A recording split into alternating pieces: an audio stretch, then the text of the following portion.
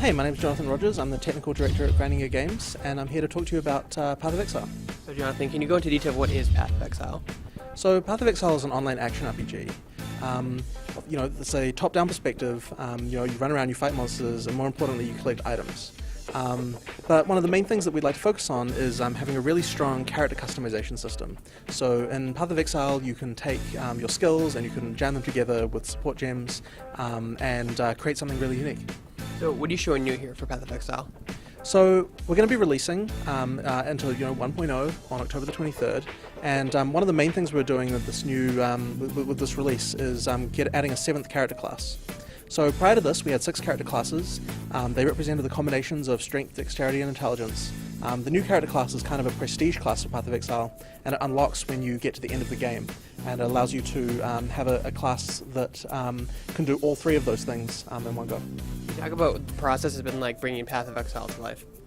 So we started 7 years ago. We were just 3 guys in a garage, and we kind of thought, hey, we really like action RPGs. We haven't had a good one for a while. I reckon we could probably do it. That's kind of what we thought. And we thought, oh yeah, 2.5 years. That's about how long we think it'll take. We've got some friends. We've got a bit of money. I think they'll fund it. And here we are 7 years later. So it took a bit longer than we expected, but I think that we made something pretty good in the end. Talk about what's going to be included in the launch of Path of Exile. One of the things that we're adding is we're adding some more PvP features. So one of the big things is capture the flag. We're adding guilds, which is another big one, something that we didn't have before. We're adding a lot of things to do with guilds, like guild PvP options and like guild challenges and like guild points for our event system and a few things like that. That's a big one for us. What do you guys like about being able to be crowdfunded, so to speak, for this game? Yeah, so I mean, crowdfunding has been great. So when we went into open beta, when we were in closed beta, we had these supporter packs. We sold about $2.5 million of them, and it was really successful. So I mean, it's a lot like Kickstarter, except that we ran it on our own website, that's been really good. We also had an additional set of packs when we went to open beta, and so that's been very successful. What do you think crowdfunding opens up for games in today's era? Well, it's definitely a very good model. The ability to for the community to support something means that the developer has a lot more freedom away from publishers. But on the other hand, you have to be really careful because there are a lot of people out there who didn't necessarily understand how difficult game development is. I mean, when we started, we didn't really understand, right? Like we had to learn that the hard way, and it's lucky that we managed to get through it. But it's definitely really liberating for a lot of reasons. Just you have to be very careful what you invest in.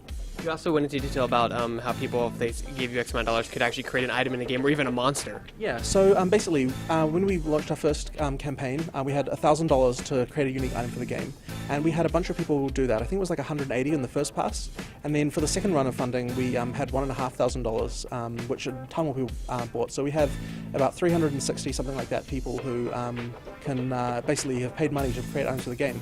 And that effectively allows us to work with the community, which has been really good because they come up with some really interesting ideas. Like the community sort of competes to who can come up with the zaniest unique, which has actually meant that there's a lot of really interesting stuff going on in the unique creation process.